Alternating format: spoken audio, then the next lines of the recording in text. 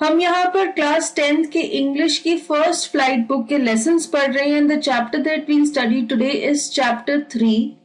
The name of the chapter is two stories about flying. इसमें दो कहानियां हैं फ्लाइंग के बारे में, मीन्स उड़ने के बारे में. The first story is his first flight written by Liam O Flaherty and the second story is the black aeroplane written by Frederick Forsyth. तो आज इस वीडियो में हम इसका पार्ट 1 यानी कि फर्स्ट स्टोरी डिस्कस करेंगे, his first flight by Liam O Flaherty. यहां पर हम स्टोरी पढ़ेंगे, इसके डिफिकल्ट वर्ड मीनिंग्स और एक्सप्लेनेशन देखेंगे. First of all I give you an introduction to this chapter. His first flight, यहां पे हिज कौन है? एक चिड़िया है, अ सीगुल. ये एक यंग बर्ड है और इसकी पहली उड़ान यानी कि जब ये पहली बार हवा में उड़ता है अपने पंख फैलाकर, वो एक्सपीरियंस कैसा है और ये कैसे उड़ना सीखता है, वही सब इस स्टोरी में बताया गया है. एक्चुअली ये जो सीगुल है ये डरपोक है, ये उड़ने से डरता है, लेकिन कैसे फाइनली एक दिन ये इतनी हिम्मत जुटाता है और उड़ने लग जाता है, इस चीज की कहानी यहां पर बताई गई है. So let us begin with this lesson.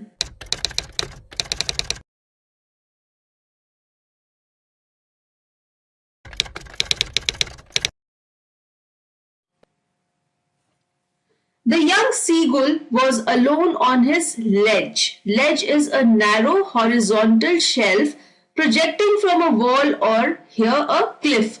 Cliff means एक पहाड़ का किनारा.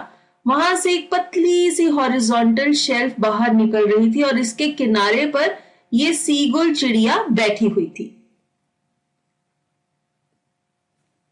His two brothers and his sister had already flown away the day before. He had been afraid to fly with them. अब इस सीगुल के दो भाई थे और एक बहन थी. वो एक दिन पहले ही उड़कर वहां से चले गए थे, लेकिन उसे डर लग रहा था, इसलिए वो अकेला ही उस लेज के किनारे पर बैठा हुआ था. Somehow, when he had taken a little run forward to the brink of the ledge and attempted to flap his wings, he became afraid. Brink means edge, किनारा. जब ये सीगुल हल्की सी दौड़ लगाकर ये लेज का, आप देख सकते हैं ये क्लिफ है, पहाड़, और इसके किनारे पर पहुंचा, तो इसने सोचा कि चलो मैं अपने पंख हिलाता हूं और उड़ान भरता हूं, लेकिन ये डर गया. और यहाँ पर आप देख सकते हैं इसके बाकी सब फैमिली मेंबर्स उड़ गए हैं, ये अकेला ही यहाँ क्लिफ पर बैठा हुआ है. The great expanse of sea stretched down beneath and it was such a long way down, miles down.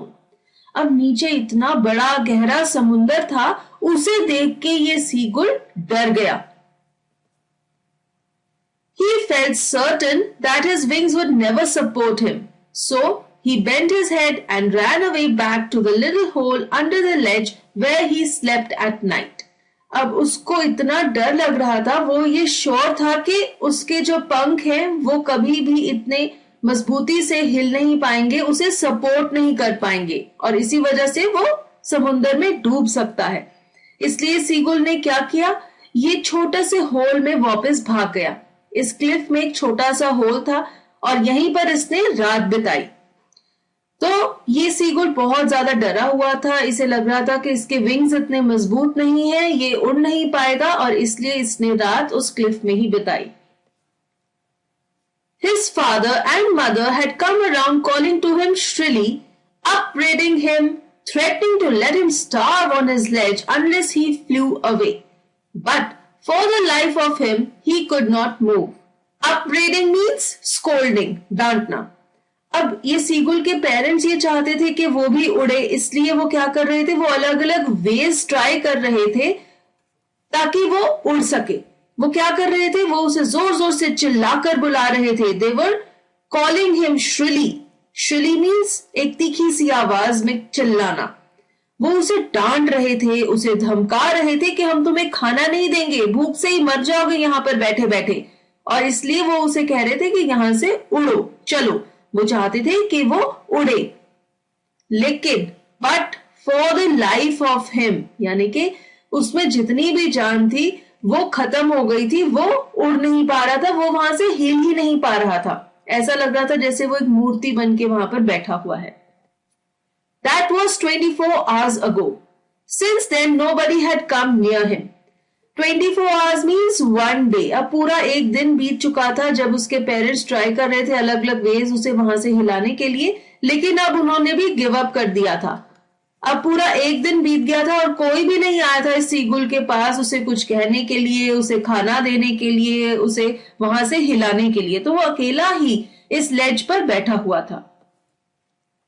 The day before, all day long, he had watched his parents flying about with his brothers and sister, perfecting them in the art of flight, teaching them how to skim the waves and how to dive for fish. Skim here means to move lightly above a surface. और यहां पर किस surface की बात हो रही है? sea की. तो कैसे समुंदर की लहरों के ऊपर उड़ा जाता है. तो एक दिन पहले सारा दिन इस सीगुल की जो फैमिली है वो वहां आसपास हवा में उड़ रहे थे. इसके जो मम्मी पापा है वो इसके ब्रदर्स और सिस्टर को फ्लाइंग सिखा रहे थे. वो उन्हें सिखा रहे थे कि कैसे समुंदर के ऊपर ऊपर उड़ा जाता है और कैसे समुंदर में डुबकी लगाकर मछली पकड़ी जाती है. He had, in fact, seen his older brother catch his first herring and devour it standing on a rock while his parents circled around raising a proud cackle. Herring is a soft-finned sea fish. एक soft fins वाली मछली जो समुंदर में पाई जाती है. Devour means to eat hungrily or quickly.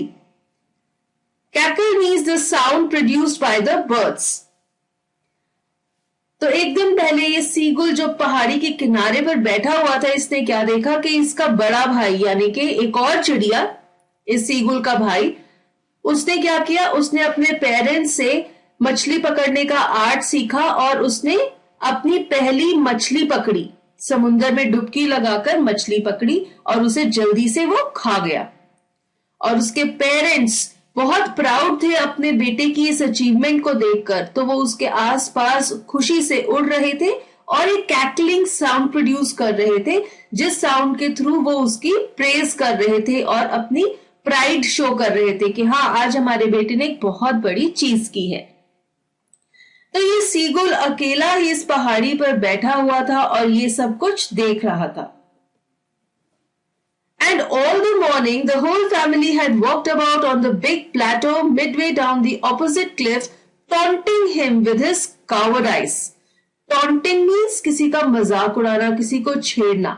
Cowardice means teasing him for not being brave. तो इस सीगुल की पूरी फैमिली इसके ऑपोजिट वाली क्लिफ पर बैठे हुए थे और इसका मजाक उड़ा रहे थे कि वो बहादुर नहीं है, उसमें इतनी हिम्मत ही नहीं है कि वो उड़ सके. The sun was now ascending the sky, blazing on his ledge that faced the south. He felt the heat because he had not eaten since the previous nightfall. Ascending means going upwards. एक बार फिर से sunrise हो रहा था. तो ये जो seagull है, ये जिस लेज पर बैठा हुआ था, सीगुल का फेस राइजिंग सन की तरफ था. तो उसे सन की हीट फील हो रही थी, उसे बहुत ज्यादा गर्मी और अनईजी फील हो रहा था.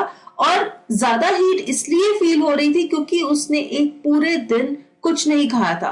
पिछले पूरे दिन कुछ नहीं खाया था क्योंकि हमने अभी पढ़ा कि वो 24 आवर्स से वहां पर अकेला बैठा हुआ था और वो उड़ नहीं रहा था, कोई उसको खाना देने नहीं आया था. तो वो भूखा था, एग्जॉस्टेड था, इसलिए उसे बहुत ज्यादा अनईजी फील हो रहा था. He stepped slowly out to the brink of the ledge and standing on one leg with the other leg hidden under his wing, he closed one eye, then the other and pretended to be falling asleep. अब ये इतना ज्यादा exhausted था, इसने क्या किया, ये धीरे धीरे धीरे धीरे लेज के किनारे पर आया. ब्रिंक मीन्स द एज, किनारा. और फिर इसने क्या किया, एक टांग पर बैठ गया और दूसरी टांग को अपने पंख के नीचे छुपा लिया और अपनी एक आंख बंद कर दी और दूसरी आंख भी बंद कर रहा था. ऐसे शो कर रहा था कि वो सो रहा है. तो वो क्या शो करना चाह रहा था, एज इफ कि वो बेहोश हो रहा है ताकि उसके फैमिली मेंबर्स कंसर्न फील करें और उसकी हेल्प करने आए. Still, they took no notice of him. He saw his two brothers and his sister lying on the plateau dozing with their heads sunk into their necks. Dozing means sleeping. बेचारी seagull के efforts का कोई result नहीं था, कोई भी उसे notice नहीं कर रहा था। उसने देखा कि ऑपोजिट क्लिफ पर उसके भाई और उसकी बहन आराम से सो रहे हैं और वो बिल्कुल भी ध्यान नहीं दे रहे कि वो क्या कर रहा है, उसे कोई प्रॉब्लम है, कोई भी कंसर्न नहीं है। His father was preening the feathers on his white back. Only his mother was looking at him. Preening means making an effort to maintain the feathers. तो सीगुल के फादर अपने फेदर्स को साफ कर रहे थे, सिर्फ उसकी माँ थी जो उसको देख रही थी, बिकॉज शी वॉज कंसर्न। माँ को ये पता था कि बच्चे ने पूरे एक दिन से कुछ नहीं खाया, वो भूखा है, लेकिन वो उसे उड़ना सिखाना चाहती थी, इसलिए वो उसके साथ स्ट्रिक्ट बनी रही। She was standing on a little high hump on the plateau, her white breast thrust forward. Thrust means pushed. अब इसकी मदर भी वो सामने वाले क्लिफ की प्लेटो यानी कि रेज्ड ग्राउंड पर बैठी हुई थी और उसकी जो ब्रेस्ट है, फ्रंट पोर्शन है उसकी बॉडी का, वो आगे की तरफ पुश किया हुआ था। Now and again she tore at a piece of fish that lay at her feet and then scraped each side of her beak on the rock. थोड़ी थोड़ी देर के बाद उस सीगुल की मदर क्या करती थी, उसके पैरों में जो मछली पड़ी हुई थी जिसे वो समुंदर से लेकर आई थी, वो उसको थोड़ा सा छीलती थी और अपनी चोंच को पत्थर के साथ रगड़ती थी। तो वो अपनी बीक की साइड्स को रॉक के साथ क्यों स्क्रैप कर रही थी? अपनी बीक को और ज्यादा शार्प बनाने के लिए, ताकि वो आसानी से इस मछली को अपनी बीक के साथ काट सके। The sight of the food maddened him. बेचारा सीगुल इतना भूखा था, जब उसने खाना देखा, मछली देखी अपनी माँ के पास, तो वो भूख से पागल हो गया। How he loved to tear food that way, scraping his beak now and again to wet it. To wet it means to sharpen it. जैसे कि मैंने आपको बताया कि सीगुल की मदर बार बार अपनी चोंच को पत्थर पे घिस रही थी ताकि वो उसे शार्प कर सके, तीखा कर सके और आसानी से मछली को काट सके। तो सीगुल ने जब अपनी माँ को ये करते हुए देखा तो वो भी ऐसे ही मछली को फाड़कर खाना चाहता था और जैसे कि वो बहुत ज्यादा भूखा था, वो भूख से पागल हो गया। गा गा गा, he cried, begging her to bring him some food. Coca-Cola, she screamed back derisively. Derisively means in a manner showing someone that he or she is so stupid. अब बेचारा सीगुल इतना भूखा था, उसने अपनी माँ को कहा गा गा गा, उसने उसे बेग किया कि प्लीज मुझे खाना दे दो, मैं बहुत ज्यादा भूखा हूँ। और रिप्लाई में उसकी मदर ने उस पर चिल्ला कर कहा कोकोला, जैसे कि वो ये कहना चाहती है कि तुम बिल्कुल बेवकूफ हो। क्यों? क्योंकि तुम कोशिश ही नहीं कर रहे कि तुम उड़ो और अपने लिए खाना ले आओ। But he kept calling plaintively, and after a minute or so, he uttered a joyful scream. Plaintively means having a sad quality. दुख भरी आवाज में बेचारा सीगुल अपनी माँ को बार बार पुकार रहा था, गा गा गा करके, कि प्लीज मुझे खाना दे दो। और तकरीबन 1 मिनट के बाद वो खुशी से चिल्ला उठा। क्यों? क्योंकि उसकी मदर ने उसके लिए कुछ किया। क्या किया? His mother had picked up a piece of the fish and was flying across to him with it. He leaned out eagerly, tapping the rock with his feet, trying to get nearer to her as she flew across. तो seagull की mother ने क्या किया? उसने एक मछली का टुकड़ा उठाया और उसकी तरफ उड़ने लगी और इसलिए वो खुशी से चिल्ला उठा कि वाह, मेरी मम्मी मेरे लिए खाना ले आई। लेकिन उसकी मदर ने फिर क्या किया? But when she was just opposite to him, she halted, her wings motionless, the piece of fish in her beak almost within reach of his beak. Halted means stop. जैसे ही वो सीगुल के पास पहुंचने वाली थी, वो रुक गई। उसने अपने पंख रोक लिए और जो मछली है वो सीगुल के बहुत ज्यादा क्लोज थी, लेकिन उसकी मदर ने उसे मछली दी नहीं। वो ये चाहती थी कि वो हल्का सा उड़ने की कोशिश करे उसे पकड़ने के लिए।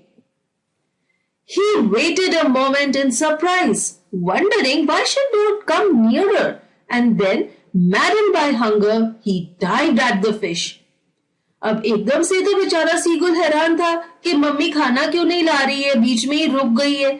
लेकिन उसको इतनी ज्यादा भूख लगी थी कि बिना सोचे उसने मछली की तरफ डाइव किया, उसने उड़ान भरी मछली को पकड़ने के लिए। अब वो ये चीज भूल चुका था कि उसके विंग्स इतने स्ट्रांग नहीं हैं, वो उड़ नहीं पाएगा। हंगर इतनी ज्यादा बढ़ गई थी कि बिना सोचे समझे उसने हवा में उड़ान भर ली। With a loud scream, he fell outwards and downwards into space. Then a monstrous terror seized him and his heart stood still. अब क्या हुआ? जैसे ही सीगुल ने हवा में उड़ान भरी, वो जोर से चिल्लाया और फिर वो बाहर की तरफ और नीचे समुंदर की तरफ गिरता चला गया। फिर एकदम से वो डर गया और वो घबरा गया क्योंकि उसे ये रियलाइज हुआ कि उसने ये क्या कर लिया। अरे वो तो हवा में है लेकिन वो तो उड़ ही नहीं सकता, उसके पंख तो इतने मजबूत ही नहीं है कि वो उड़ सके। तो अब उसने क्या किया? He could hear nothing, but it only lasted a minute. The next moment he felt his wings spread outwards. अब एकदम से क्या हुआ? जब वो डर गया उसको सुनना भी बंद हो गया, लेकिन ये जो इफेक्ट था ये सिर्फ 1 मिनट तक चला। उसके बाद एकदम से उसके पंख खुल गए और वो उड़ने लग गया। तो ऐसे सीगुल की मदर ने उसे उड़ना सिखाया। The wing rushed against his breast feathers, then under his stomach and against his wings. He could feel the tips of his wings cutting through the air. He was not falling headlong now. अब जब वो उड़ने लग गया तो उसे हवा महसूस हो रही थी, उसके पंखों से छूती हुई हवा जो कि उसकी बॉडी को छू रही थी, और अब वो उड़ रहा था। अब वो समुद्र की तरफ नीचे गिर नहीं रहा था। तो फाइनली उसके पंख चलने लग गए थे और वो उड़ने लग गया था, and he had taken his first flight. He was soaring gradually downwards and outwards. He was no longer afraid. He just felt a bit dizzy.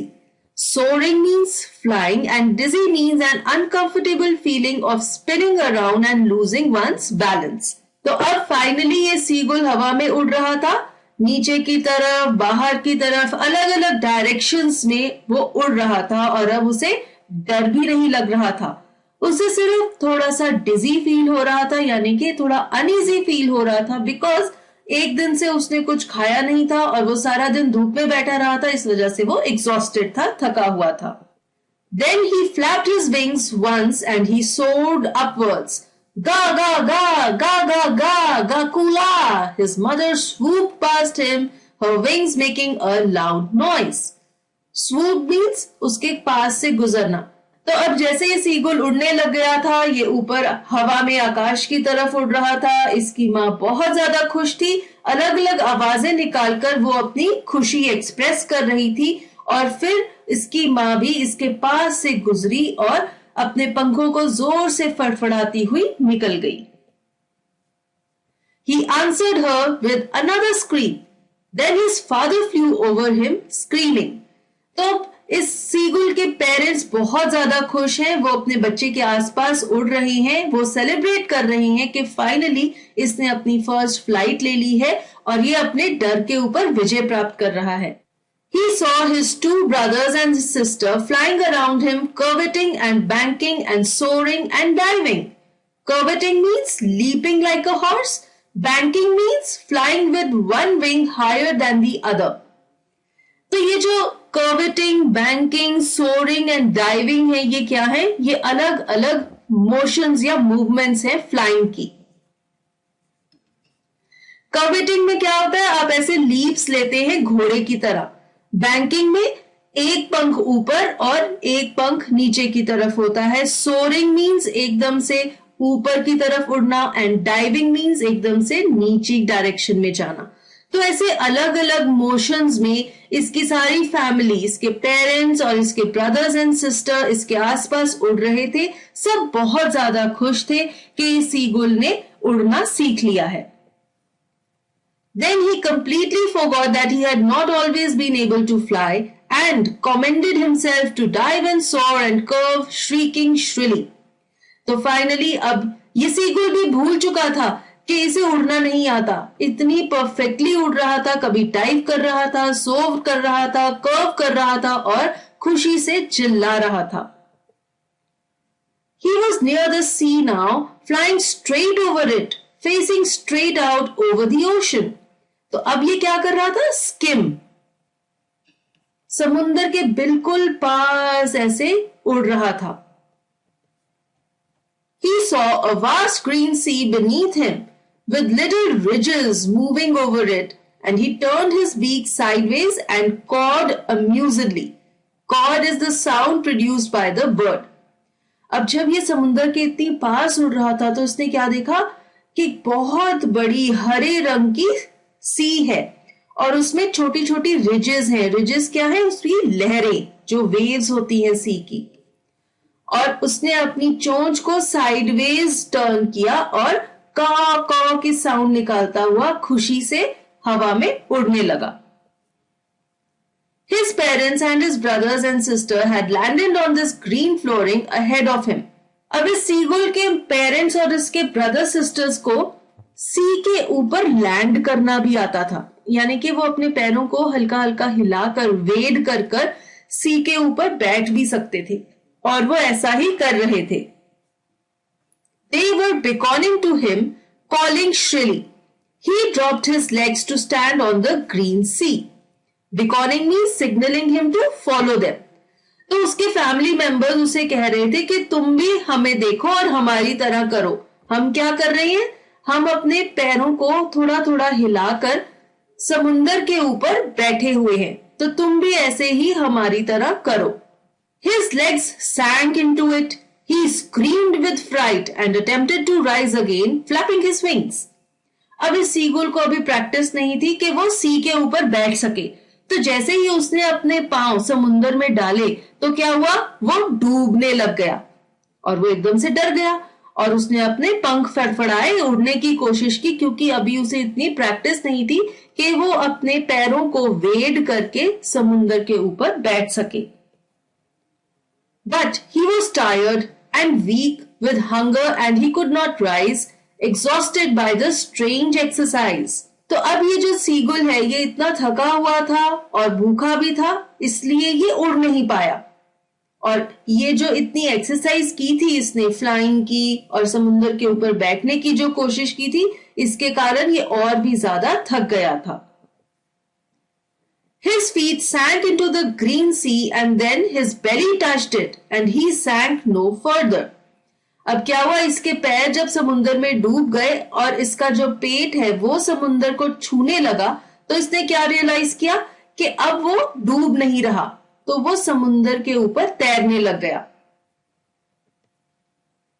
He was floating on it and around him his family was screaming, praising him, and their beaks were offering him scraps of dogfish.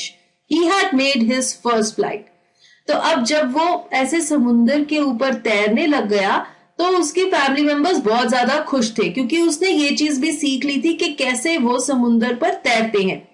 वो अपनी पैरों को समुंदर में डुबो देते हैं तो उनके स्टमक्स हैं जो वो समुंदर पर तैरने लग जाते हैं. तो जब सीगुल ने ये चीज भी कर ली, उसकी फैमिली इतनी खुश थी कि वो खुशी से चिल्ला रही थी और उसकी तारीफ कर रही थी और अपनी चोंच में डॉग फिश के टुकड़े डालकर उसे खिला रहे थे. और फाइनली इस सीगुल ने अपनी पहली उड़ान भर ली थी और उसने उड़ना सीख लिया था. तो यहाँ पर हमने ये देखा कि कैसे इस सीगुल ने अपने डर के ऊपर जीत हासिल की और फाइनली अपनी पहली उड़ान भरी और उड़ना सीखा, और कैसे उसके फैमिली मेंबर्स, उसके पेरेंट्स और खासतौर पर उसकी मदर ने एफर्ट किया उसे उड़ना सिखाने के लिए. इसके साथ ही ये लेसन खत्म होता है. Thank you for watching this video. I hope it was helpful to you. If you have any queries, please write in the comment section, and for more videos, please subscribe to our channel.